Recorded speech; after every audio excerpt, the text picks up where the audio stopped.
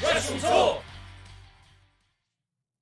Finally, perhaps, did WWE tease The Rock's return to the company for next week's Raw XXX? I am Luke Owen, DAD, your Jam That Champion. Mwah! No one's taking this belt away from me come the Royal Rumble, although it is Tempest, so I don't fancy my chances. I'm also your Quizlemania champion, and no one's taking this away from me, although I will have to face Tempest at some point, so I don't fancy my chances. And I'm joined by Chopper Pete Quinnell, here to review Monday Night Raw. Please do press subscribe if this is your first time here. We've just passed 70,000 subscribers, so next Wednesday we'll be doing our 10-hour Royal Rumble randomizer stream.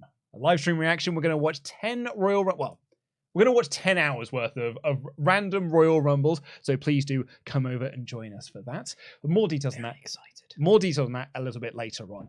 Press the thumbs up button and leave your comment down below if you're watching this on demand with what you thought of this week's Raw. Get in your live chats here and your Ultrachats to WrestleTalk.com/support. So, Pete Quinnell. Hello. This was an interesting episode of Raw in that it was very much a filler episode. It was an episode that was next week's the one you actually want to watch, but yes. We still have to do a show this week.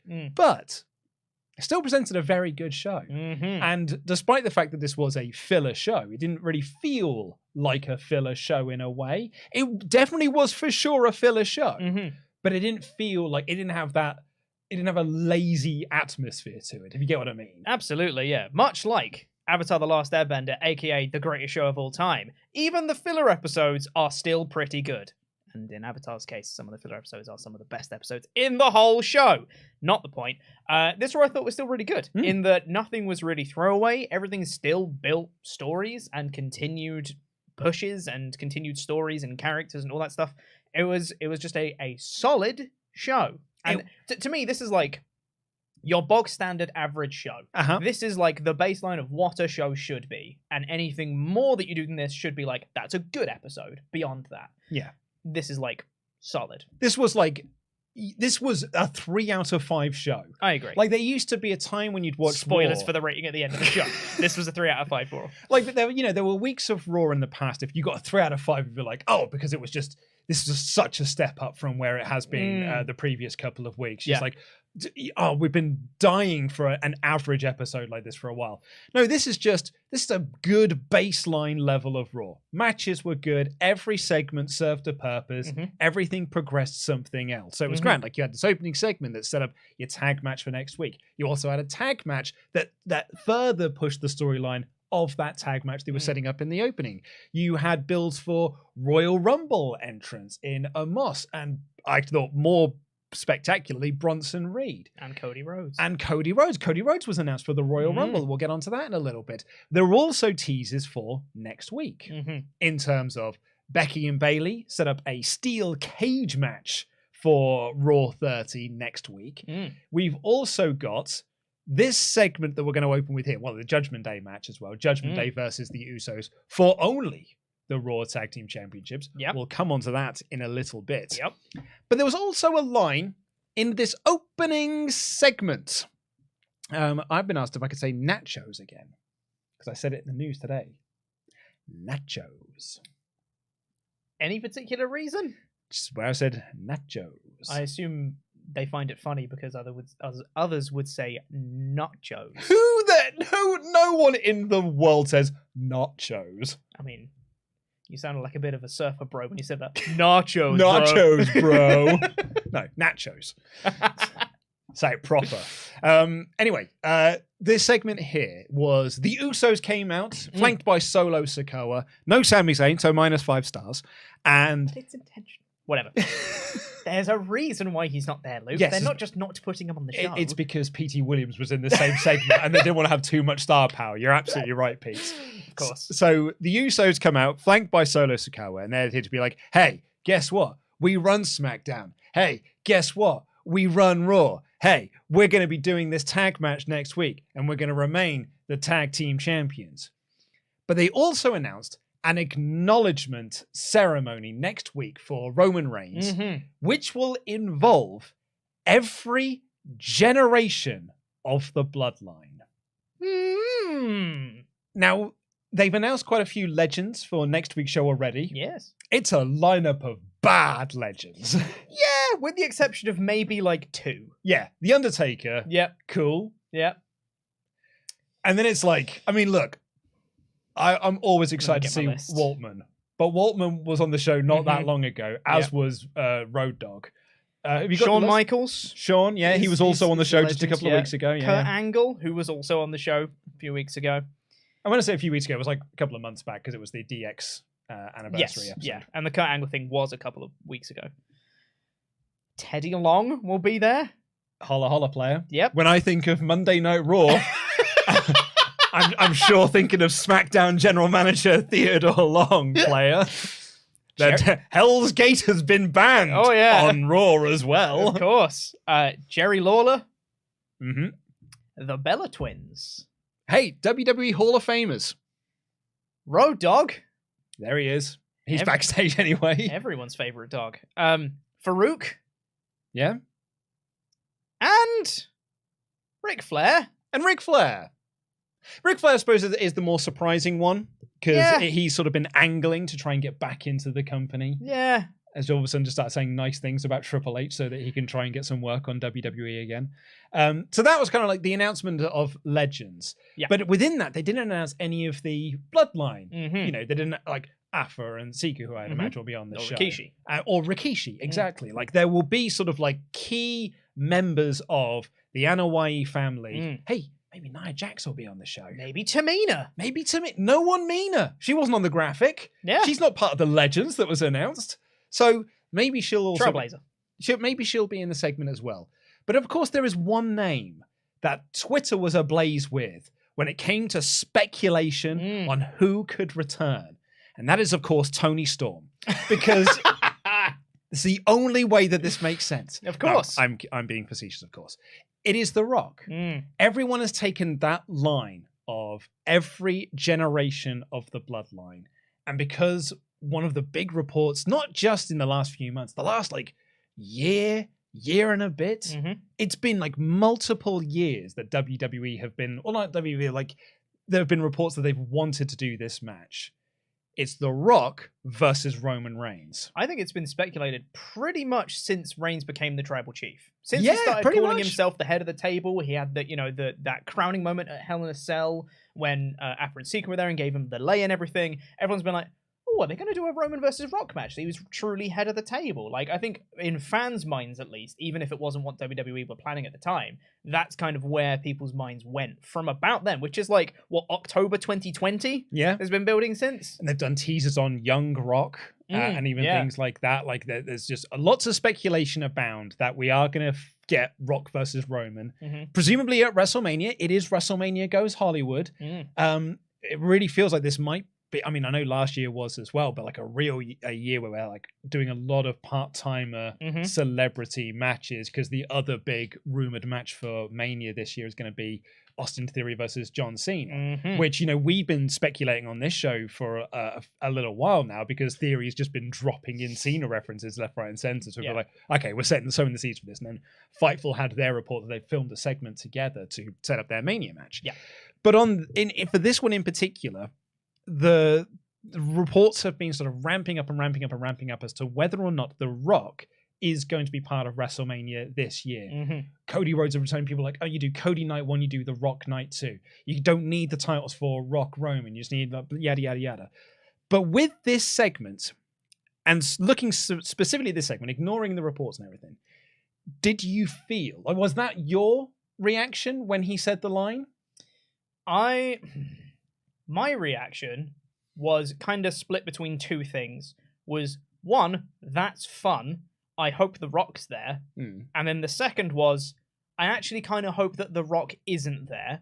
Specifically, so when Rock does come back, he can say, you missed me out of this. Why wasn't I invited to this every generation of the Bloodline? I am the Bloodline kind of thing. Like, you can have Rock intentionally like, you missed someone out from this acknowledgement ceremony. because I'm the true head of the table, etc. Like, him not being there, I think furthers the story possibly better than him coming back next week. I actually agree with you as well, because like The Rock coming back next week makes sense in the fact that it's Raw 30. So there's already going to be a lot more eyes on the product next week anyway. For sure. And if you have The Rock come back, like that's going to be sort of set like social media ablaze. That means the YouTube numbers will probably do better, and there'll be sort of like, you know, this, that, and the other. It will lead to good business, but it will very much overshadow Roman versus Kevin Owens at the Rumble. Yeah. And you could argue that you should really use next week's segments with Roman there to further that, to build your Rumble match. Yeah. Because really the build for the Rumble match thus far has just been Kevin Owens brawling with the Usos. Like, they had the tag match on SmackDown, but because Roman's not there a lot, it is just Kevin Owens brawling with the Usos or brawling with Solo Sikoa. So you need to have an in-ring segment with Kevin Owens and Roman next week in order to really build their Universal Championship match at the pay-per-view. But if The Rock comes back, ain't no one talking about Kevin Owens versus Roman. They're just going to be talking about The Rock. So I kind of see it as like a really delicate balancing act. It makes so much sense for The Rock to be there next week, but it also makes all the sense not to put him on next week for all the reasons I just mentioned then, but also the reasons you mentioned, that there's actually a really good storyline you can do then post Rumble with The Rock. Yeah, exactly. And I think the only way you can kind of get the best of both worlds here, if you have The Rock return but still have people care about the Owens match at the Rumble.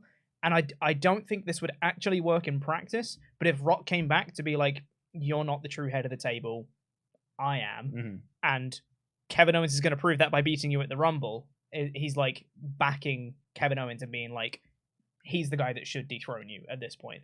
And then after that, you know, we can have a Rock versus Roman match to see who's the true head of the table, whatever. I don't think it would actually work. I think people would still just be like, cool, so we're getting Rock Roman then, and still not care about the title match. But I think they might try and have Rock back, but also say, please still care about the Owens match. And I don't know if it would work in practice. Like, I think Rock does the Royal Rumble 2014 finish. Yes, the 2014 finish where he like the 2015 one, where he comes down and like points at Roman Reigns after winning the Rumble, and the crowd go boo. Looks very confused. But I'm the movie man. Why aren't you cheering me? I was saying boo earns. Yeah. So yeah, I think The Rock is coming back next week. I personally, if it was me booking it, not thinking about ratings boosts and everything, would just not have Rock next week, specifically to build to Rock coming back to then say, I wasn't here. And that's important for him, because you can have the argument on the story of Roman has been saying that he's the head of the table for like 3 years, nearly 3 years now, 2.5. And Rock can come back and be like, actually, I'm the true head of the table. And that's fine. That's a good enough story. I think it will work better if there is something that actually plays out on WWE TV, of Roman being acknowledged as the head of the table by literally everybody else in the Samoan dynasty, and Rock being like, you missed out someone, buddy, it's me. If you have an actual tangible thing that everyone can see happening, then The Rock uses that as the springboard for the feud. I think personally that works a little bit better. Actually, yeah, it's not bad as well, because that's, for me, like the Rock roadblock at the moment, the Rock block, if you will, is Rock block end of the line. It's the titles and it's the Rumble. Yeah. And if you're doing Rock Roman at WrestleMania, you kind of, you almost feel like it's kind of, it's an old WWE mentality to have. It's very much a Vince mentality to have, which is like, well, it's the biggest match, the title should be on the line. Yeah. But if it's biggest WrestleMania match of all time between Reigns and Lesnar, because all the belts were on the line, exactly. But if you did, in which case then with that you were like, well, okay, well, The Rock then needs to be in the Rumble. The Rock needs to win the Rumble, because otherwise, if Cody wins the Rumble, but The Rock also is getting a title shot at WrestleMania, it's like, well, what was the point of the Rumble? Yeah. Like it sort of like undermines a lot of this. Yep. However, if it's night one of WrestleMania and it's not about the titles, it's just about the disrespect you show who is really the true head of this table. This is actually more than about championship belts. This is about pride. This is about family, this and the other. So night one is just the dream match. Yeah. And then night two, payoff of the Rumble, Cody faces Roman. Yeah. That is probably, that is a way around it that also makes storyline sense for why The Rock doesn't want the belts. Because Rock's just like, hey, you disrespected me on Raw 30 by not having me involved. Yeah. I like that a lot. Because otherwise we are getting into a very murky situation. Yeah, for sure.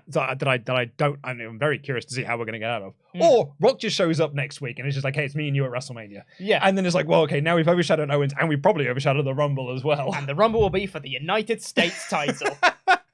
Hey, you never know.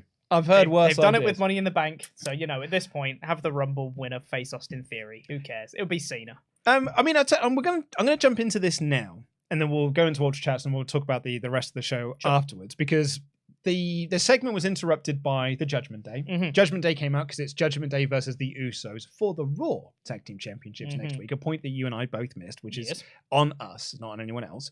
But I'll get onto that in just a moment. And then later on, we had a match between the Judgment Day versus very much now babyface Alpha Academy. Big fan. Oh, big fan of babyface Alpha Academy. Oh, but they were absolutely rad in this match. But I loved the finish of it, which is that Damien did everything. Damien hit the South of Heaven off the second rope onto Otis, then laid out Gable because Gable had Dominic in the ankle lock and Dominic was definitely going to tap out. But it took Rhea Ripley distraction and Damian Priest, but it was Dominic that got the pin. My question to you, Pete, is do you think there's a title change next week? I think there's every chance that there's a title change next week. And is that because of the build they've done for Judgment Day, or is it because it is solely for only the Raw tag titles? Yes, both. They've done a really good job pushing Judgment Day, so they are genuinely challengers for the Usos. I think if it was a normal tag match on a pay-per-view, there's still a chance. I think the Judgment Day could win. The fact that it's for the Raw tag titles, for me, kind of indicates that they are going to drop them. It also could be a really good swerve for them specifically to say, it's for the Raw tag titles, they're going to lose, and then they just win. That was my thinking. Yeah. I was kind of puzzling about this after the show we did last week, because we took some flack for not noticing that it was only for the Raw belts. You know, chat was pointing out to us, being like, guys, you keep saying it's for all the gold, but it's only for these belts. Yeah. They'd mentioned on commentary, and there was a backstage segment with Adam Pearce. And it kind of twigged with me like a couple of days afterwards, being like, how did I not notice this? I watched the show. How did I not notice this? And it's because they didn't really make a big deal out of it. I would have thought that if you're ununifying tag belts, it would be a really big angle. It would be a really big deal. It would be like, there'd be lots of interviews about it. There'd be like lots of promo segments about it. There'd be stuff with Roman. There'd be way more about this than just one backstage segment with Pierce and then some mentions of it on commentary. Yeah. That weren't like overtly like non-stop talking about it. This feels like it should be a bigger deal. Yeah. And that's why I think they're not switching the belts next week. It's just to make you think as a viewer, well, the only reason they're putting one set of tag titles on the line is because Judgment Day are going to win. It's almost like a clever ruse. Yeah. Like the argument works both ways in kind of a spectacular way. Like, I think it's a really good bit of storytelling. It's literally game theory. It's what it is. It is trying to second guess what WWE are thinking. And based on what you think WWE are thinking, you then have a different outcome of what you think the match is going to be. Yeah. And I don't know. It's made me very intrigued for next week. That much is for sure. I think, to your point as well, I think they could have done it if they are going to split the belts and literally going to have the Usos lose at least one set of them. I think it would have been really effective for that backstage segment to be like, right, I've had enough of the Usos. You're going to separate your belts, and we're going to find number one contenders for both the Raw and the SmackDown Tag Team Championships, and we're going to find that out through the Tag Team Gauntlet match on Raw tonight. And on SmackDown, we're going to have a tournament, and the winner of that tournament is going to get the SmackDown Tag Team belts at the Royal Rumble. Like, you have like an actual like, here's what we're going to do for both sets of belts, rather than like, it's for the Raw tag title belts. And then on SmackDown, you go like, SmackDown tag belts for the tournament.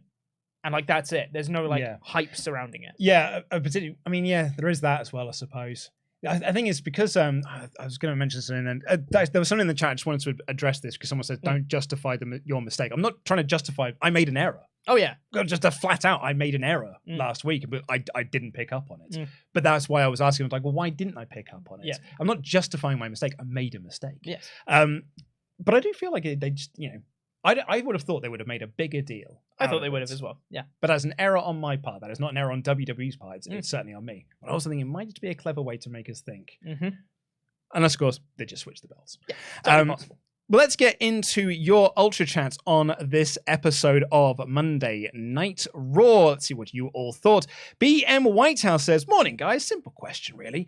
Everyone is talking about what to do with Roman at Mania, but no one is talking about Roman after Mania. What do you guys think that WWE should do?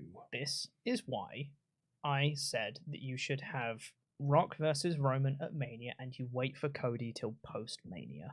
Because, what I really said was Sami Zayn versus Roman Reigns at WrestleMania, and he dethrones Roman, and then you can have maybe a Cody versus Roman thing, not for the belts post-Mania, and then you can have Cody going against Sami or something for the belts later. That would be me, but I don't think they're going to do that. Yeah, I mean, I don't know, because it really all depends on what is happening with Roman at Mania. Like, if it is Cody versus Roman, and it really feels like Cody is winning the Rumble. Sure does. Year. Sure does feel like that. If The Rock isn't showing up next week and saying I'm entering the Royal Rumble, Cody sure feels like he is like the only winner at the moment. What if it's Cody and Sami Zayn as the final two in the Rumble? If Cody wins, I think people are going to turn on Cody. It's not going to be a good reaction. You need to get Sami out of there way before. Yeah. Either or you run the risk of Bryan Danielson not having Sami in the Rumble. I was going to say, you can't have Sami in the Rumble. If Sami's not going to win, I think you either need a very good storyline reason for him not to win, like massive distractions, Kevin Owens costs him, whatever, like some sort of big thing as to why he doesn't win. Or the Bloodline turns on him on that night and he doesn't win the Rumble because of that. Like a big deal as to why Sami doesn't win. Or you don't have him in the Rumble. Because if he's in the Rumble and he gets eliminated, boom. Yeah, you need to announce ahead of time that he is not in the Rumble. Exactly. Because you write him out. That was absolutely. Yeah. I mean, even then, like, you're still running the risk of people thinking he's going to be a surprise entrant in the Rumble. You need to make it clear he is not in the Rumble, because that was the problem with Danielson in 2014. Is that everyone just assumed he was in the Rumble. Yeah. So when Rey Mysterio came out and he had the temerity to not be Danielson, we were like, boo! Yeah. You go away, Rey! We want Daniel Bryan. Thank you very much. Yeah. So for me, it all depends on, if it is Cody, does Cody win? Because if Cody wins, that completely changes the trajectory of what you're doing with Roman post-Mania. I'm genuinely so curious as to what's going to happen at the Rumble. And like, we're going to get a big hint about that next week, probably, with the acknowledgement ceremony and everything. But I'm still so curious about how the Rumble's going to play out. Yeah. Because I think there's a correct answer, and the correct answer is Sami Zayn. And I'm curious to see what happens if Cody wins. Is it going to be like, yay, Cody's won? Or is it going to be like, oh, for God's sake, Cody won? Yeah. Or is it going to be, oh, for God's sake, The Rock won? It's not Sami, Like The Rock last eliminates Sami Zayn to win or something like that. Like, you could totally see something like that happening. And I think it might not be accepted all that well. It's going to be very curious to see. Yeah. Unfortunately, our next Ultra Chat comes in. There's a problem with Streamlabs at the moment where it's not recognizing certain usernames. So unfortunately, this is coming as unknown user. I do apologize for that saying. I don't see The Rock showing up for the Royal Rumble or Raw 30 next week. He generally doesn't need to. He can just show up and get a match. I mean, that is true. But if you are going to have The Rock show up, like, next week's the time to do it, because it's Raw 30. It's one of the biggest stars of Raw history. That's the time to do it, surely, on the big celebration anniversary show. Oh, I like the next Ultra Chat. I like this idea a lot. Ten Ruzza, lad, The Rock will purposefully not show up, and Reigns will make reference to it and take that as a slight on him. That's lovely. It will build even more at the Rumble when he does return. I will mark out for Rock coming back. And who do you put with Stone Cold? That's a good point. There's also a story that Stone Cold might be wrestling at Steve Austin might be jam that jam. That's great. That's the one. That's a really good idea. Because we've all been looking at it as like The Rock is the one who feels slighted by not being part of it. But it makes so much more sense for it to be Reigns. If The Rock doesn't acknowledge him. Oh, that's so... The Reigns, like, what a beautiful little character thing for him as well, to be like, he won't do it. And that's the step. Here's a way. Here's something. I don't think this would undermine the Kevin Owens title match at the Rumble necessarily. Rock comes back next week, and everyone in the ring acknowledges Roman, except Rock, and he's like, no. And he just walks out and doesn't acknowledge him. I don't think that undermines the Owens title match necessarily. People will be talking about it and be like, right, that's probably the Mania program. But I think at least in kayfabe, it doesn't undermine the Owens title match. That's still a thing that's happening. Mm-hmm. Maybe they can have an angle later on the show with Owens and Reigns to like say that. Or Owens comes out afterwards, but idiot. You didn't even acknowledge you numpty. And then they have a fight or whatever afterwards. Yeah, there's something to work with there. You have a brawl. Petey Williams breaks it up. 5-star segments. 5 stars, of course. And Sami Zayn will be there too, so 5 stars. Sami will actually be there next week. Every generation of the Bloodline. What if they turn on Sami Zayn? Well, that's the angle next week. Is like that's the big thing. That's the breakup. That is everyone in the Blood. Because he's not. Who's this guy? Yeah, because he's not. And that has been Owens' whole shtick, is that you're not really part of the bloodline. Mm-hmm. Yeah. You're just a guy with them. Yeah. You're not family with them. Interesting. Like, that's when they do the turn. And Roman turns on Sami before Sami turns on him. Because there's been teasers of Sami not getting along and like the angle on with SmackDown was so good. Like, there's so good. There's enough reason for Roman's paranoia to kick in and be like, right, Sami's going to turn on us soon. Let's turn on him before he turns on us.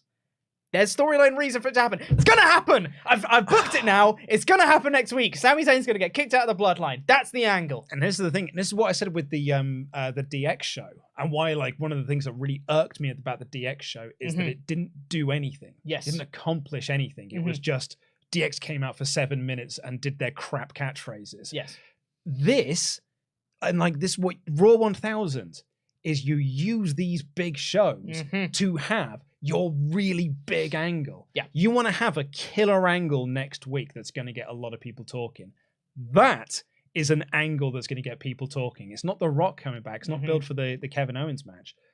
But them turning on Sami does build the Kevin Owens match because that's intrinsically linked to the story. Sure is. Oh! I'm excited for next week, gang. So there. It's Festival of Friendship 2.0. Yeah. Oh, man. What?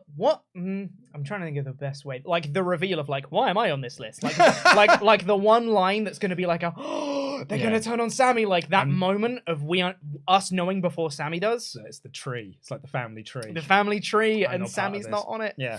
Oh. You know, it's a reveal of a new T-shirt. Where's my name? Where's my name? Oh. I mean, guys, Raw 30 is it's a stacked old show anyway. Sure is, it's Lashley Theory, it's Becky Bayley in a cage, it's the tag match.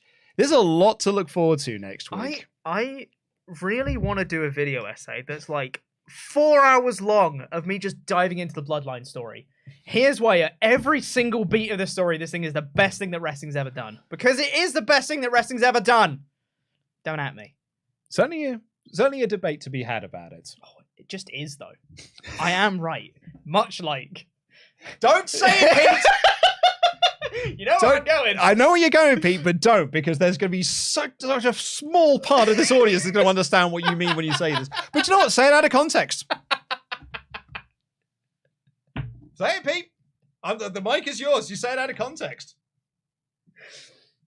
Bolognese sauce is a sauce you put with meat to make bolognese.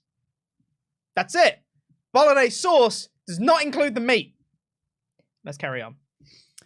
I also want to give a shout out to Finn Balor in this segment because he referred to Dominic as ex-condom. Made me laugh so much. And then Dominic at the Uso said, "You wouldn't know what it's like to be in prison." It's like, oh buddy, oh boy, what a wonderful little rib that is. Oh, that's so funny. I love it. I love it so much. Also, I really loved Rhea stepping into the face of Solo Sikoa. Oh man, I mean, there's a lot more to dive into this segment, honestly, because like Dom saying that it smells fear is very funny. Yep. The Usos were so good in this one. I love when they have like one person says a thing, the other one interjects with a thing. Go back and forth between the two Usos. And they were listing all the tag teams that they've beaten as part of their run. I was like, oh man, these guys are so good at promos.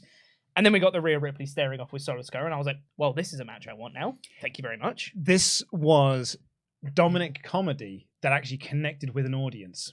This audience got what it was this week. I talked last week about how that was an audience that weren't in on the joke and didn't quite get it, so the segment felt very, very flat. This was an audience that got it. Yeah. And that's what I was talking about last week. Is like it takes a couple of weeks for everyone to kind of like all catch up with what we're trying to do here. So I think here everyone got it, everyone got the joke. And I thought they played it so much better this week than they did last week. Yeah. It led to Solo Sikoa versus Mustafa Ali, because who's that jumping out the sky? ALI Mustafa, Mustafa, who jumped onto Solo Sikoa, ruining the Solo Sikoa Rhea Ripley stare Genuinely, down. very cool stare down. Mustafa Ali jumps in. I was like, boo. Boo you, Ali. I wanted to see the cool thing. Basically, this was a squash match. Ali got a brief bit of offense in because Solo Sikoa got distracted by Kevin Owens, but Very good near fall. very Tornado DDT. very good near Very fall. good. But Solo hit the Simone spike and got the win. Nice. Kevin Owens immediately attacked Solo after the match and tried to put him through the announcers table, but the Usos showed up again. Big brawl. Petey Williams broke everything up, so everyone's safe. I like that Owens tried to do the exact same thing that they did on SmackDown. Like, he tried to do the same splash through the table that Solo did to him on SmackDown. It's like a revenge thing. Very, very nice. Bobby Lashley cut a promo for tonight's main event. That's good. And then we got a video promo for Raw 30. Now, I'm only making reference to this because it was a very cool video package. It showed you all of the clips you'd expect to see from Raw's illustrious 30-year history. They were like, no show has ever accomplished what Raw has done. It's been a weekly staple of Monday nights. Blah, blah, blah, blah, blah. The beer truck, the limousine, Braun tipping over that. All that good stuff, right? It's soundtracked by, I thought originally the original, but it's clearly someone who has just sampled it, Eiffel 65's Blue. I was so distracted by this because I just went, is that Eiffel 65's Blue open brackets dabba dee dabba die close brackets? Went back and listened to it again. I was like, I mean, it isn't that, but it's the same of da da da da da da da da da da da da da da da da. And I was like, this is the red show. SmackDown's the blue. So I was massively distracted by this. It makes total sense. Yeah. I don't know what that song is, but I think they should feel bad for writing it. We got our third and final Road to Recovery video. I'm actually a bit annoyed that it's not been called Road to Recovery this entire time. But this was another great video. He went training at the Nightmare Factory. He's done the work. He's ready. It's not a question of if, it's when he'll be back at the Rumble. Yeah. I saw quite a lot of people on the old Twitter machine this morning being like, I don't understand why WWE would announce this ahead of time.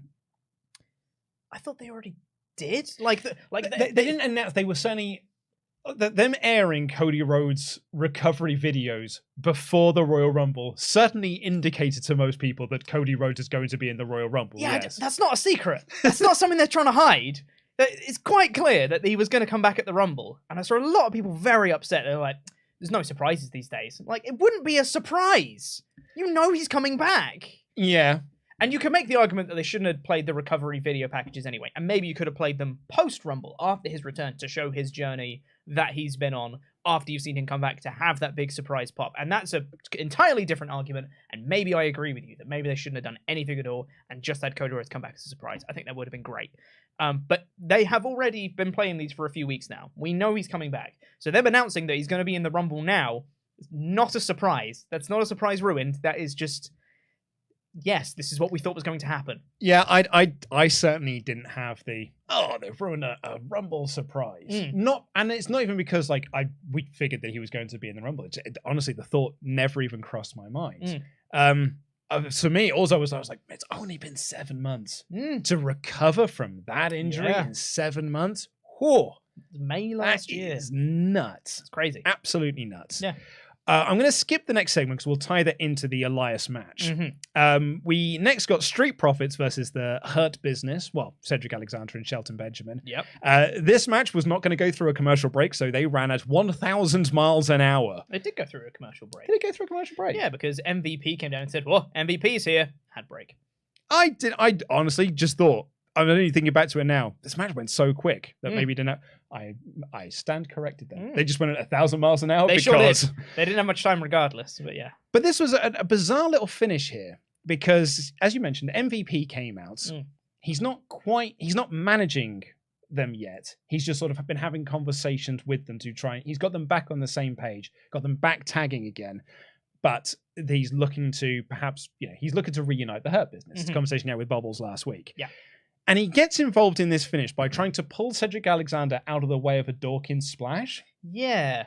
Only Dawkins hit the splash. Yep. And so he pulled him out of the way late. And they also did it right in front of the referee. Yeah. So commentary were fumbling over themselves to explain what happens. It was really quite disastrous in a way. And it led to a near fall for Cedric, but Dawkins reversed the pinfall and got a pin of his own. Yeah. So I think the MVP spot was slightly blown. And then Cedric and Shelton argued with him afterwards, which isn't, it's not the best. It's rocky foundations for this Hurt Business reunion. Yes. It's an odd one, because I think the Street Profits winning is probably the right move, but I think so. But I think you should be telling a better story of Cedric and Shelton are good, but they're not quite winning together, and they need that something to make them start winning again. That something is the Hurt Business. And that's when MVP comes in to reunite the whole faction, to be like, here you go, here's the thing that's going to make you start winning again. And that's when they start winning. But I think having MVP get involved in distracting, but then they still lose is really muddy. I don't think you needed all these elements to it. Particularly with last week as well. Like, I made that point last week. It's like MVP in his promo said, I'm already getting Shelton and Cedric's careers back on track. And then they lost really quite easily in the tag tournaments. Yeah, I think you're right. Like, it needed, if you're going to do an MVP interference spot, it almost needs to lead to them winning, so they realize that they do need MVP. Yes. Kathy interviewed... I read here FB. Finn Balor. Oh, Finn Balor. That would be why. I really should write out better notes. Alpha Academy Interview walk up. Facebook. Yeah. I was like, what team could be FB? Because Alpha Academy are here. Alpha Academy walked up. They were very much the baby faces now. And it still works because they have not changed anything about Gable's character. Muy bueno. I loved all of this. Then we got an awesome segment. I think started off on exactly the right foot because Kevin Patrick had the line of the night on commentary. Where's this Kevin Patrick been? Because Becky Lynch comes out of the crowd to call out Bayley. And she says, Bayley, get out here, you big dope. And there's a pause. And Kevin Patrick said, that's a big insult in Ireland.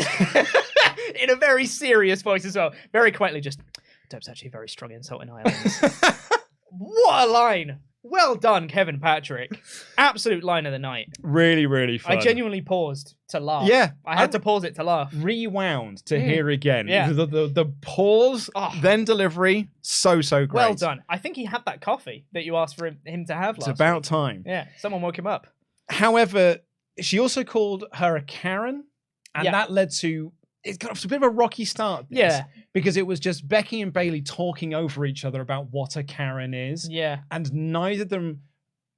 they were like, oh no, my line's better. No, my line's... I need... And like neither of them really got their point across. And it was just sort of like, oh, and this... Oh no, this is not good. But then they just got into the meat of the promo and this really got great. I thought the content of this promo was absolutely phenomenal. I thought this was really good stuff, drawing on their combined history, their time in NXT, the call-up that Becky had alongside the other horsewomen that wasn't with Bayley, and how Becky then became the man, and like just referencing their own history within WWE, which shockingly is something WWE don't do very often, which is baffling because they have so much history to draw on. It was a promo that was designed for us. Like, it's designed for the wrestling fans that have been following along. Like, this was not a promo for the casual audience, because the casual audience aren't going to know what Bayley means by you were called up and you left me in NXT on my own. Yeah. It was 7 years ago, or 6 years ago. 8? Nearly 8, 7, 8 years ago, let's say. It was a long time ago. But also, does a casual audience know what a roster call-up means and this, that, and the other? So it was very much a promo for us. So it didn't get amazing crowd reactions.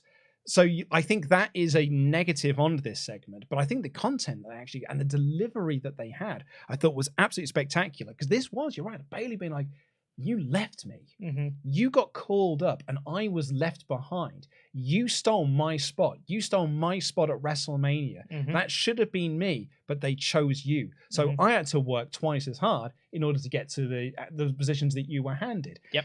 And Becky makes the very correct point, because this is the reason why Bayley wasn't called up with Sasha and Charlotte and Becky, was because they needed someone to be left behind. They needed a locker room leader to be left there. Because if they'd have called up all 4 of them, NXT at that time would have been absolutely decimated. Mm-hmm. It would have been Dana Brooke was the veteran Mm-hmm. of the NXT women's locker room. So they had to keep Bayley down there to basically carry the division and get the next crop ready. So for when she got called up to the main roster. So a lot of this was really, really fascinating. And then Bayley made the point, it's like, you only got over because another woman punched you in the face. Yeah, I really like, because Becky's response to Bayley initially was saying like, yeah, I did get called up to the main roster, but I was never supposed to be the focal point of the division. I was just another body. I was a body on the roster. I was a body on the roster to help, fill it out. I was never supposed to be the man, but I made myself the man because I'm the best in this division, and I went on to main event the first women's main event of WrestleMania, and I won that match, etc. And then, Bayley's line of, the only reason you became the man is because you got punched in the face by another woman. And I'm like, that's also correct. Oh, it is... It's great. This was great stuff, just back and forth. I was like, both of them are right. Both of them are absolutely correct. And then because this segment has been sort of so heavily focused on kind of insider bits and bobs, like those who have been paying attention for the last 8 years, they then managed to switch that into making this a segment that works for the entire audience. That's been built over who've been watching the last couple of weeks. Yeah. Because it's Becky challenging Bayley to a match. Do you want a match? Yeah. You want a match next week? Yeah. We'll do it in a steel cage. Yeah. And then Becky's like, you sound a little bit unsure of yourself there. And that makes Bayley even more determined to say, yes, we're going to do this. But the second she said that really third and final yes, she was like, I've made a mistake. Yeah. I got worked into that. She goaded me into that response. Yep. And and then it was Bayley trying to save face, and she was like, "Oh, you sound a little bit hesitant." I said, "No problem, you idiot!" Like really trying to cover the fact that she was hesitating. Like this was really well performed. Really well performed. Really, really good. I thought this was a really great promo segment. I thought it was awesome. Got off to a bit of a rocky start, but boy, howdy did it get great. They recovered in the end. God. Yeah. Dolph Ziggler was warming up backstage, and Mustafa Ali walked up to him to wish his luck on all those opportunities handed to him, and then pushed him to the floor. Do I have your attention now? He said. He sure did. Yeah. Dave's doing something with Ali. The other thing wasn't working. Pivoted. This is not bad. Cool. So, next up, and we're going to jump back a handful of segments here. Okay. Byron Saxton was standing outside the office of Adam Pearce, and he said, Adam Pearce's office has been busy all day today because every member of the Raw roster is going to him to try and make their pitches as to why they should be in the Royal Rumble. Love that. Really adding some, people want to be in the Royal Rumble because that is your ticket to WrestleMania. I really like that people want to be in the Rumble and it's important to be in the Rumble. Pick a lane. Do you announce yourself for the Rumble or do you do qualifying matches? You can't do both. See, I think you can. That's stupid. And I think you can because I think if you have, in your headcanon world, you can say, Kofi Kingston's already had the conversation with Adam Pearce and has been allowed entry into it. So Kofi's gone out there and be like, I'm entering myself into the Royal Rumble. Whereas Akira Tozawa, someone who hasn't won a lot of matches lately, has to have a qualifying match to show that he should be in the Rumble. That makes sense. Why did Ricochet need a qualifying match? The man who won the SmackDown World Cup. Well, it's only a World Cup, Pete. and then he lost to Gunther, so what did that game? Either way... Santos Escobar, who lost to Ricochet in the SmackDown World Cup, announced himself for the Rumble, and Ricochet was Pete, I'm not saying it's flawless, all right? I'm saying the theory's there. The Austin theory is there for it. Pick a lane. But, that's all I'm saying. But Byron Saxton was talking about this. Elias walks up, and Elias is looking to speak with Pearce to get himself into the Royal Rumble because he's lost a lot recently, including his best friend. No one buys the fact. When he said his best friend, I was like, who's he talking about? Who is he talking about? Matt Riddle. And then Penny John, I was like, oh, he's talking about Matt. Yes, because you're second-rate RK bro. Yeah, cool. Yeah, sure. MVP walks out of Adam Pearce's locker room, and he says, my guy in there is the winner of the Royal Rumble 2023. I believe he said...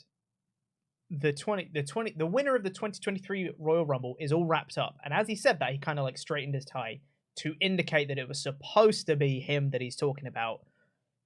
But obviously he wasn't. I never at any point thought he was talking about himself. Yeah.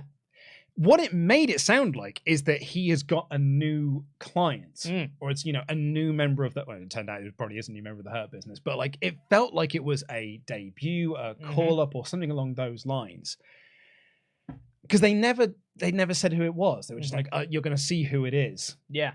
And when you go out for the match. You want a match with the winner of the 2023 Royal Rumble? We can make that happen tonight.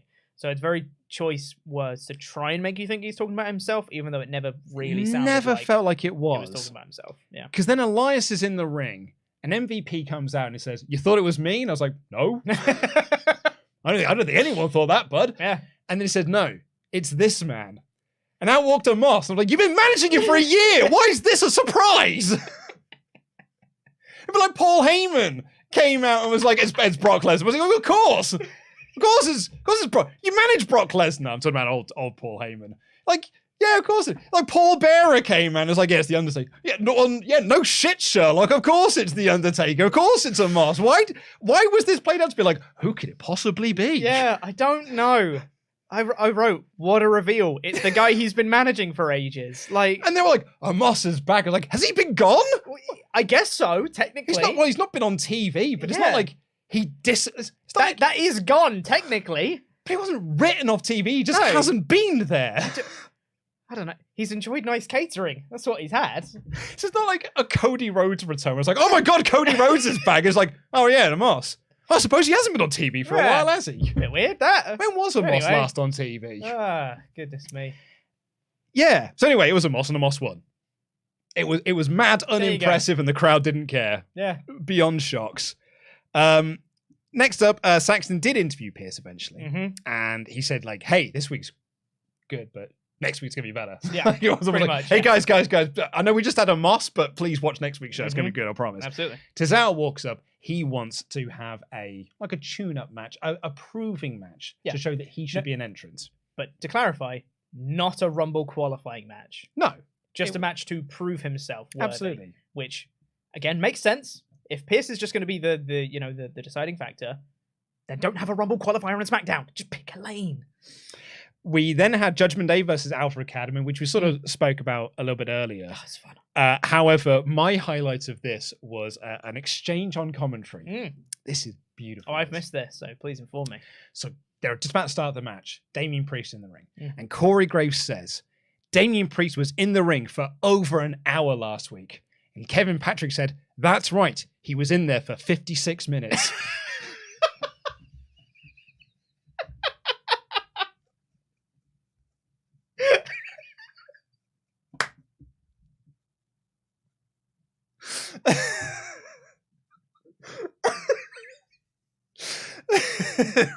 Again, it was one of those.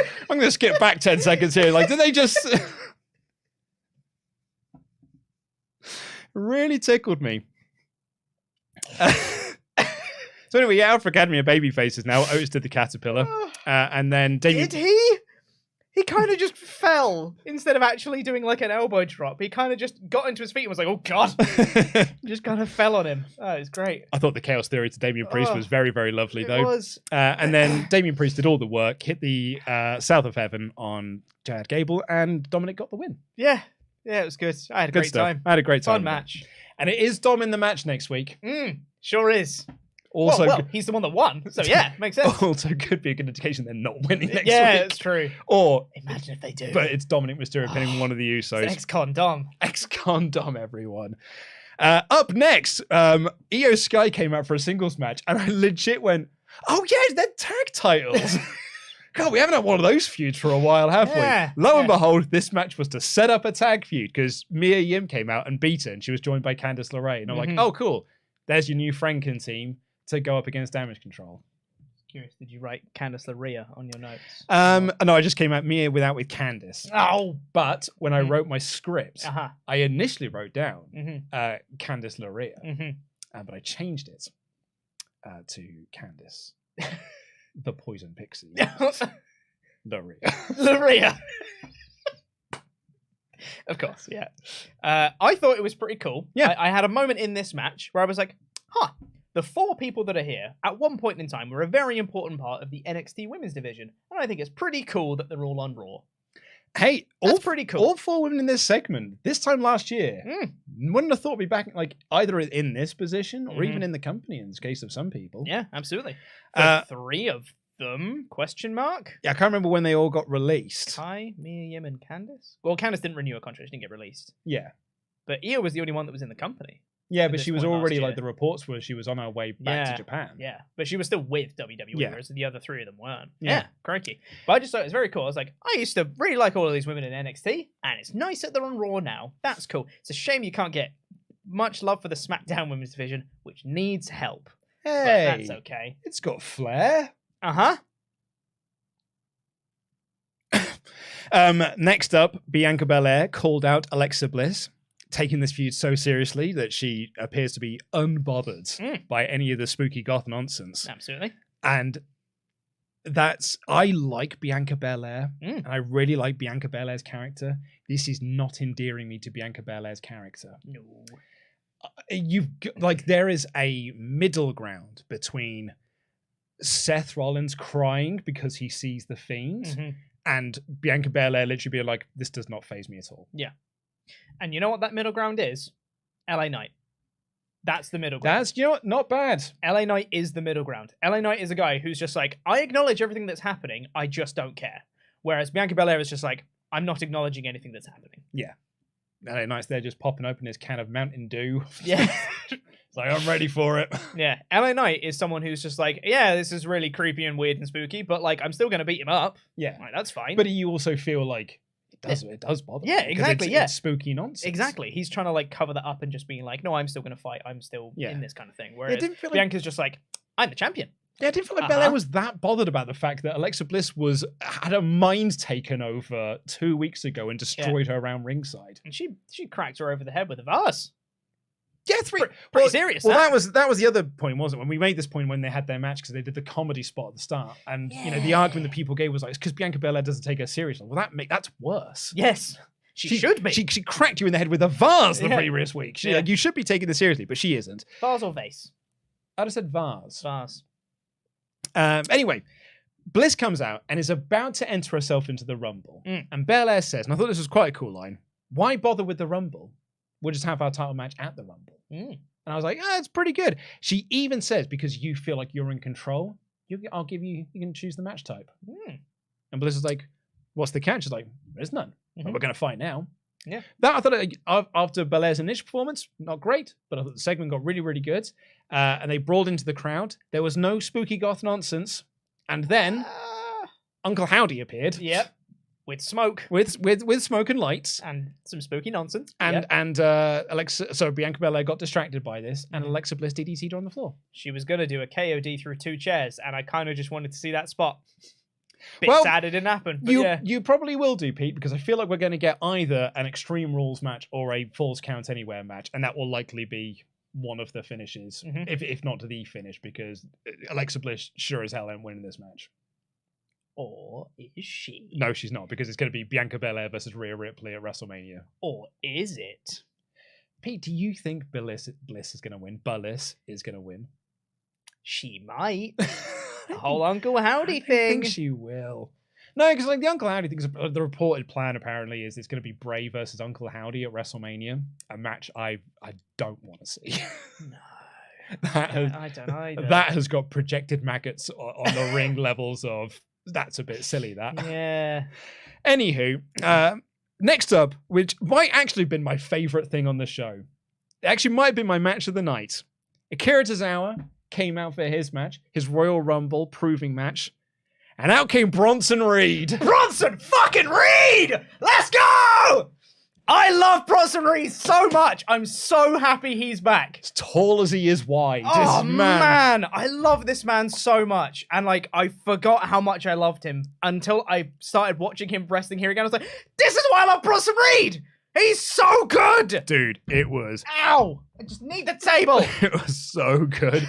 Like, Tozawa got in a brief bit of, a brief flurry, and then Reed was like, no, powerbomb into the barricade. It was a real powerbomb in the barricade. So, here is why this, for me, was so awesome.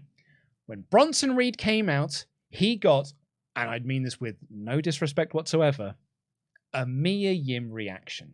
Sure. In that, this is a casual audience who do not know this man. They were even referencing this on commentary. This may be the first time most of you will be seeing this man wrestle, because not everyone watched NXT, not everyone watched the stuff he did in New Japan once he got released from WWE.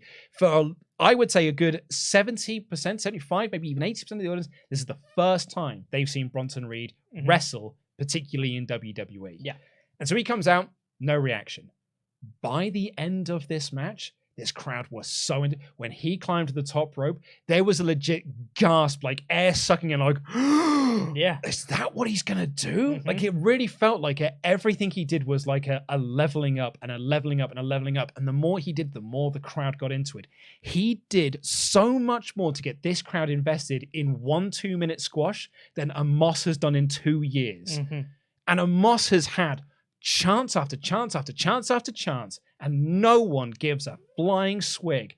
But Bronson Reed goes out there, 1 2-minute squash with Akira Tozawa, and I was like, that dude rolls. Also, massive credit to Akira Tozawa. Oh, yeah. His selling in this match made Bronson Reed look like $1 million, which is why we're talking about it like it is. Both of them did such a good job in this match. This was rad. Absolutely loved it.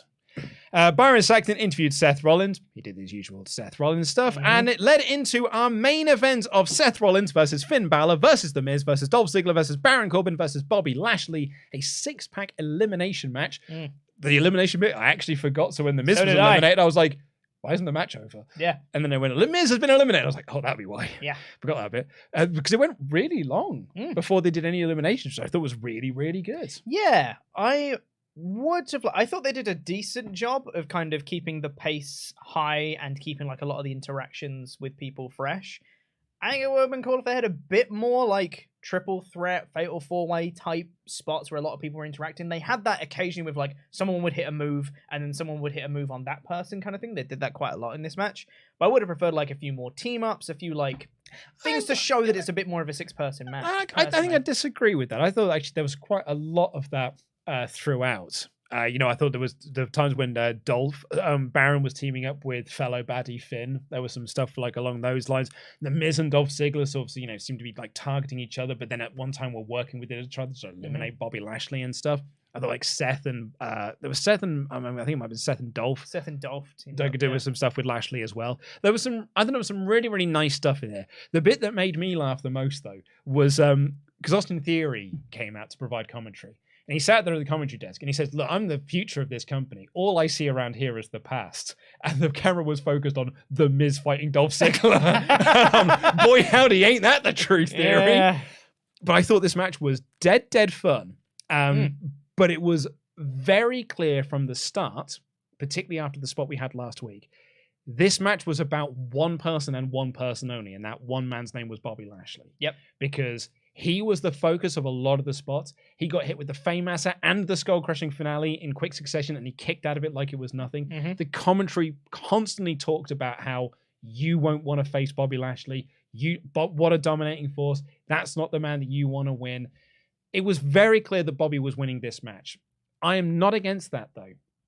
I'm not the person who's like, the finish was obvious, so it's clearly rubbish. Like, I don't care about that sort of thing. It's for me, it's if you can find a way to make that interesting and add some storyline wrinkles into it. Case in point, Hangman Page versus Kenny Omega, Full Gear. We all went into that knowing that Hangman Page, apart from Ollie Davis, we all went into that knowing that Hangman Page was winning, but it was about how we were getting to that point. And the way we got to this point here is that Omos and MVP came out. And Bobby Lashley looked at those two lads like, well, I feuded with you a lot last year. We had a WrestleMania match last year. And it wasn't good. And we did it 3 more times. And so he thought they were coming out to stop him or interfere in his matches, but they were actually there to help him, which is sort of confusing for Bobby in a little way. Like Omos at one point threw Seth Rollins over the table. It was that allowed the Baron Corbin elimination spot. Bobby Lashley only eliminated one person. That was Baron Corbin. And he only got that through Omos and MVP. Well, he eliminated 2 people technically with the finish as well. But that's the point I was going to make next was, and the finish was directly, MVP stopped Seth Rollins, distracted him while Rollins was on a flurry, and that allowed Lashley to spear. Rollins got the pin. So both of Lashley's pins came from help, in a way, via MVP and Omos. However, the match was also structured to show you he did not need that help. Yeah, exactly. So it accomplished quite a lot in a very short space of time. And it, the focus of the ending of the show, as it should be, was Austin Theory holding up the title, Bobby Lashley pointing at him being like, next week it's me versus you for that belt. But there is these questions over, okay, well, what does that mean for next week then? Is Omos and MVP going to help now? Like next week, are we going to have the Hurt Business reunite? Bobby Lashley wins the US title, and one of our closing moment of the show is the Hurt Business back together with Cedric, with Shelton, and new member Omos. Mm-hmm. I mean, you had me up until the last word. Well, I agree, but also this was you that said it. Sure did. So, I mean, so this is your fault, Pete. That's correct. In the same way that it's mine and Ollie's fault that Charlotte Flair immediately returned and won the belt, this is 100% your fault that Omos is going to be in the Hurt Business. Yeah. But... You know, honestly, if Omos doesn't wrestle and he's on the outside and he does his big man things, that is the best use of Omos. Hey, it was the best use of him when he was tagging with AJ. It's exactly it. When he was doing stupid things like in the TLC match when he got hit with a chair and no-sold it, peak Omos. That is perfect use of Omos. If he's just a muscle on the outside, perfect. Just don't have him wrestle. Do you think Lashley wins next week? I want to say no, because I think they want to do US title for Theory and Cena at Mania. I think having the US title on the line adds a little bit. I agree, actually, yeah. But they could very easily do Lashley wins, and then you have Cena try and, I don't know, console Theory and be like, hey, kid, I see a lot of me and you and blah, blah. And Theory's like, shut up, let's have a match. And then they go to it that way. Or, you know, Lashley wins, but you get the belt off him before Mania. Sure. Could do it that way. Yeah. Yeah, I mean, I think there's a strong possibility that Lashley does win next week. Yeah. Unless, of course, like if you're going to do some of this Hurt Business stuff and it's going to lead to Lashley versus Omos again, which I don't think that'll be the case. I don't think that'll be the case either. I also just like to point out as well that Baron Corbin hit the deep six in this match. Finn Balor kicked out. So Kevin Patrick. And I was waiting for Kevin Patrick to be like, "Oh, you not many people kick out." I was like, "Oh, he didn't say it this week." He didn't say it, but just want to point out, Kevin Patrick, that lots of people kick out of the deep six. I will be keeping track of this. Just for the sake of clarity, completion, I guess. Rollins eliminated Miz. He then eliminated Ziggler with the pedigree. Yep. Finn got eliminated with the stomp after he hit the coup de grace. Then Corbin was very good. Then Corbin was eliminated by Lashley, and then Lashley pinned Rollins. Yes. Well, I mean, I gave the show 3 out of 5 Yeah. In the edited review. What would you have said? Yeah, also a 3 out of 5. I think that is totally fair. Like we said at the start, we kind of gave our review of the show at the start, but just like this was a pretty solid show. I thought they achieved what they wanted to achieve. There was nothing blow away amazing. Oh my God, you have to go out of your way to watch this. But it was just a very good, solid show. Good. 3 out of 5. Yeah. That's from here. Tony just said Cena should help Theory next week. That'd be weird. What if you? Yeah, but then you do like a Cena Theory tag match at a Elimination Chamber. That'd be weird. And then you could release a T-shirt that's like for their team name, and then they split up before WrestleMania and do them. Like you basically Y2AJ this. He's gonna get there, everyone. Give him time. We're already running slightly over, but I'll give you time. You can't A-Town down me. No. You can't Theory. Yeah. Yep. I reckon Theory could do better raps than John Cena as well. Yeah, probably. Historically terrible rapper. Yeah. Hustle, loyalty, and Theory. Yeah, that's the one. Got it, guys. We've got the team name. Anyway, it's time to shout out to our Patreon backers over here. Let me hit the Hall of Fame music. It is time to give a special shout out, special thanks to our $25 and above Patreon Pledgehammers. It's Wednesday. Tomorrow, you know what that means. It's another episode in the Patreon podcast world because it will be WrestleTalk After Dark. Woo! We're recording it shortly after this, and we're going to have a grand old time doing it as well. Yeah, it's going to be me, Luke, and Tempest. We're going to be having a couple drinks. I need to go get the drinks. And then we'll be answering some of your questions and just having a grand old time and probably talking about bolognese and service stations. Scene Austin was the suggestion from Scene Austin. Because the A. Yeah. C Nation. C A Town down. unfortunately, they just don't work together. Yeah. But anyway, yeah, so we get that tomorrow. Then the following week will be mine and Ollie Davis's review of Royal Rumble 2005. Speaking of John Cena, in fact, Yes. it's the Rumble with the completely blown finish and 2 blown out knees. Yes. But if you are one of our $25 and above Patreon Pledgehammers, you get your name read out on the podcast, such as these fine folk, probably better than Kyle, Philip O'Reilly. The man who wears the gold, the man recognised by SWAF Nation International as the 24/7 champion. What a throwback. Our legend. Reese Cook, what the Rock is smelling. Daylight Robbery, Rob James. Willie Big E. Singleton. Yo, Adrian. Rocky. Ross Pooper Scooper Cooper. Rue the Day, Rory O'Brien Kelly. The man with the scoops, Sean. The movie Luke has never seen, Selena. It's like a lot of people in the United Kingdom. Here's why. Simon Dormer. And finally, for the Hall of Fame class of the 17th of January 2023, the Pharaoh, Stephen Mazzaferro. Lovely stuff. It's also worth noting as well that Royal Rumble 2005 show was like my first live pay-per-view back into watching wrestling. Oh, wow. After I gave it up in 2000. I watched New Year's Revolution 2005, but I watched it on VHS because my friend's mum had taped it and sent it to us at university. And then I watched Royal Rumble live because a girl broke up with me. And my friend took me, because he was going to watch it at a friend's house, as a way to try and cheer me up. The more you know. The more you know. And one of the first things I said was, Randy Orton, lad's well boring. I think my first pay-per-view live after watching wrestling game was Royal Rumble 2011. Really? The 40-man one. Big Rumble. Yeah. The one that Alberto won. You sure did. Let's get into your remaining Ultra Chats. Thank you very much to all those get involved. Last chance, everyone. WrestleTalk.com/support. Stephen Kors here says, what if The Rock shows up via satellite? Because he couldn't make it, and he gives a shout out to Sammy, causing Roman to take it out on Sammy. Yeah. I think it's not as strong as some other options, but it's not bad. Joe strikes here an interesting one. Don't forget Triple H is trying to make all pay-per-views matter, like Wyatt debuting into Extreme Rules, for example. I wouldn't be surprised if Rock costs Roman the belt at Elimination Chamber, where it's least expected. You mean Sami Zayn wins at Elimination Chamber in Montreal? Then Rock and Roman main event WrestleMania without the belt. Sami Zayn win the belt, yes.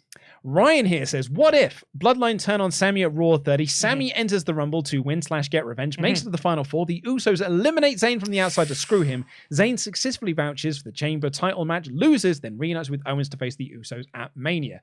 A lot of that is what we've all sort of figured that they would do. It's the tag match at Mania, it's Owens and Zayn versus the Usos with the Zayn match at Elimination Chamber along the way. Yeah. But I like the little way to get to that point. I think that's a very realistic booking choice. I don't like it because Sammy doesn't win. But that's just me. You can't have The Rock return via satellite. Hasn't stopped them before. Hasn't stopped him before. I think he's done more returns via satellite than he has anything else. Yeah. Jacob Moshe here says, what if Sammy gets made into an official Bloodline member on next week's show? Like all the elders actually like him and Roman makes it official. That's also fun. But haven't we done the officially in the Bloodline thing a handful of times now? What if he actually changes his ring name to Sammy Uso? He's not Sami Zayn anymore. He's actually Sammy Uso from then on. That's good. He stops becoming the honorary Us and is just. That's why I thought Sammy we've already Uso. stopped doing that as well. Like I thought he was He's just still wearing the t-shirt. Yeah, I thought he was just like after War Games. You're now just part of this group. I don't think they made it official. Feels like they do this every other week. We'll see. Unfortunately, a name that we've lost, unknown user with a very generous Ultra Chat as well, so thank you very much, has said, hey boyos, this is very sad, it's my first time Ultra Chat. I'm so sorry. If you're in the chat, please let us know, and if there's any moderators that can let us know who this is, thank you very much. Thank you. I absolutely loved the Judgment Day versus, I'm going to say that's Alpha Academy match. Love to see Babyface Otis again. Hope you guys have a great rest of your day. God bless and jam that jam. Thank you very much. Kevin has said, prediction, Seth enters number 1, Cody enters at number 2. So we can have a Cody-esque performance and make the headlines, such as OMG, Cody runs the distance after his purple tit injury. What a hero. Also, don't Google Raw XXX. Yeah, very good point. That, Kevin, is not a bad shout. I absolutely think Cody's going to be either 1 or 2. I don't know about Seth. I think that's a really good idea. Run it back. Why not? I almost prefer it the other way around. Cody is number 1. Seth is number 2. Yeah. I think I think that's Fun. because you know that Cody is in the Rumble. Yeah. So Seth coming out at number 2 is like, the man who, the last person that he beat, the person, yada, yada. I think that'd be really good. Also, Cody doing the Iron Man performance, but not winning. Yeah. I'll be into that. Not bad. Yeah. Charles Berg, adrenaline in my soul. Rip Tate's fixed, it's Cody Rhodes. Nice. I was initially concerned about the pitch black match, but now that I know it's a Mountain Dew pitch black match, my concerns have vanished. Wish MVP was done with almost. So, sorry, Omos. Charles, I mean, you honestly, I usually like a 10 out of 10 with your jokes and puns and stuff. That was a real swing and a miss there, bud. Almost. I mean, almost. Yeah. However, the whole Mountain Dew thing, like Crivens, great. I think that match is going to struggle. I mean, my 3-word prediction was match gets booed. Yeah. Because I think it will get booed. I think Ollie's prediction for 2023 was underwhelming first match. I think is probably going to ring true. Yeah. I don't know. When Bray Wyatt came back, he was like, you know what I want to have? I want to have a Mountain Dew sponsored. Yeah, that's the thing, right? Yeah. I don't know. It's a Mountain Dew sponsored wrestling match. Yeah. And that's fine, but it's the Bray Wyatt return match. Yeah. Like it completely undermines everything that Bray's trying to do. It's so anti-Bray Wyatt. Yeah. It's just a bit weird, but whatever. Very, very bizarre. That unknown user, by the way, was Cody Moody 5. That's the person that does the edits on Twitter. Thank you so much. What a good guy. Thank you, Cody. Ben Vlaric says, New year, haven't watched WWE in years. Finally got back into it because of Triple H's taking over, but can't help but sense a dark cloud hanging above with Vince. Man, I really hope he doesn't return because I love this company right now. I'm finally enjoying it again. I also love how there's more focus on other titles since Roman is barely there and how these titles are getting defended on TV. Used to be that they were barely featured on TV or pay-per-view. Last week the tag title was now the US title. Shame that doesn't apply to the women's tag titles. Yes, that is true. The Vince thing, we did this on a number of podcasts now where it was like a case of it was not if, it was going to be when.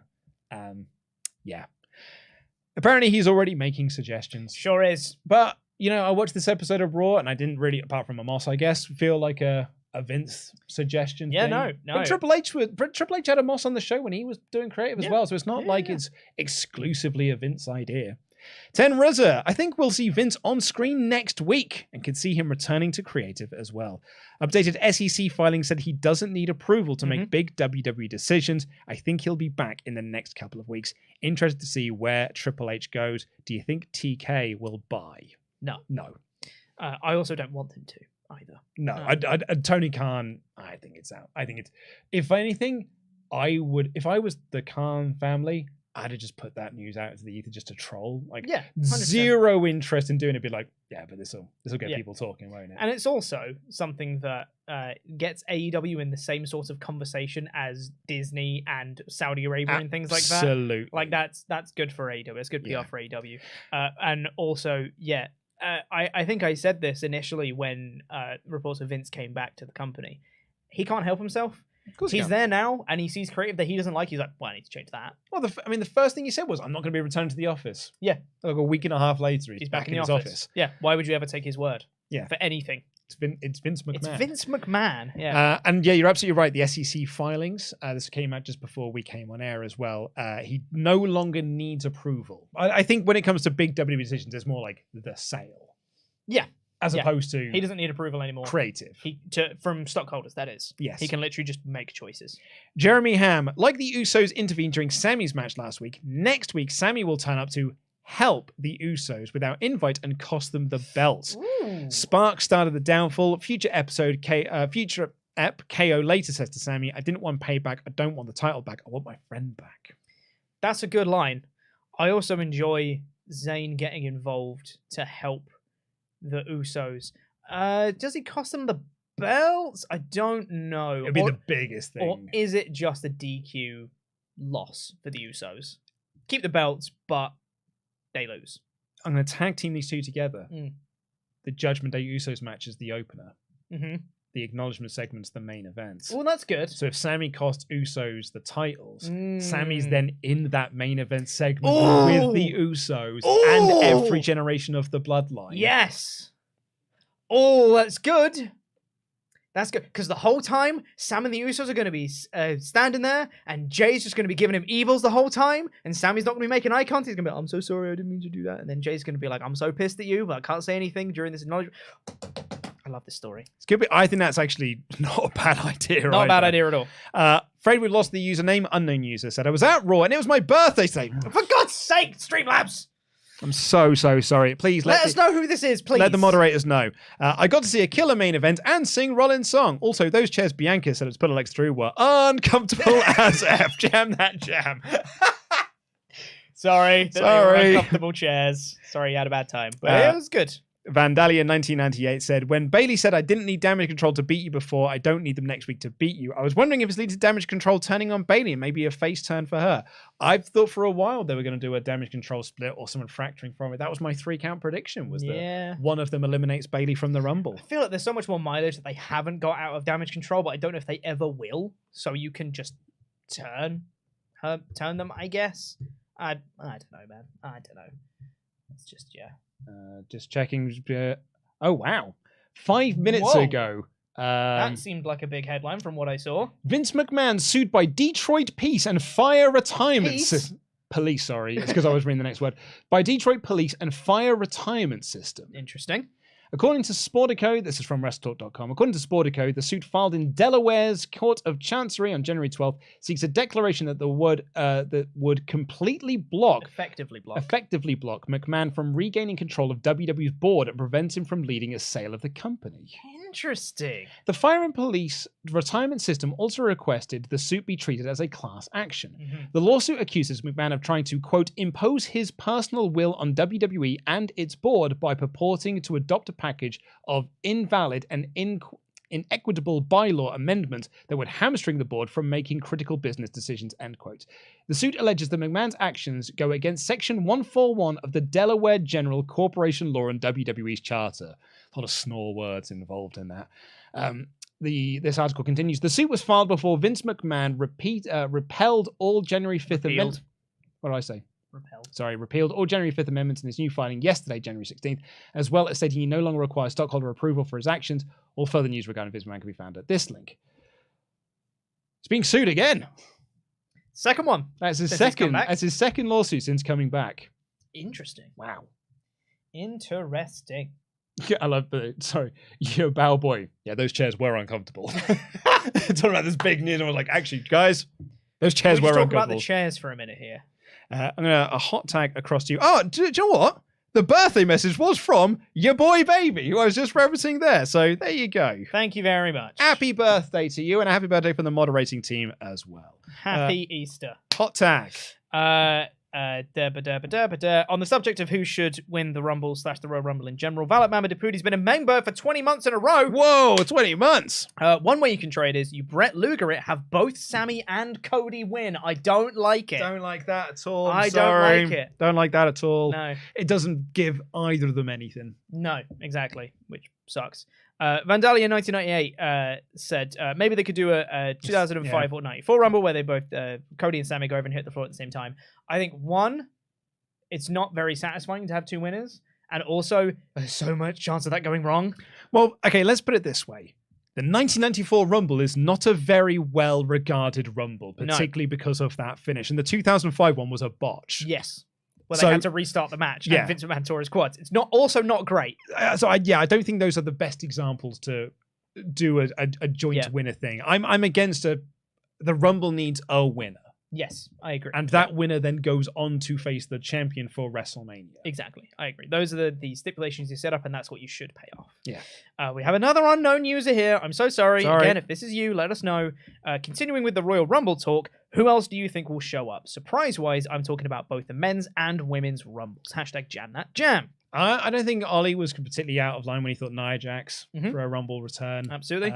Lana's, I don't think it's a bad shout either. For the men's side of things, I mean, you'd probably pick one of the legends. Like, you'd have Farouk come out, or you'd have, I think JBL entering into the Rumble, I think would be a lot of fun. particularly if Baron Corbin's in the ring already. I think there's some humor to be done around those. I had Corey Graves down as a Rumble entrant. Matt Cardona / Zack Ryder, I think, could be in it. That'd be cool. I think that'd be really cool. Debuting Nick Aldis. Be rad. Yeah.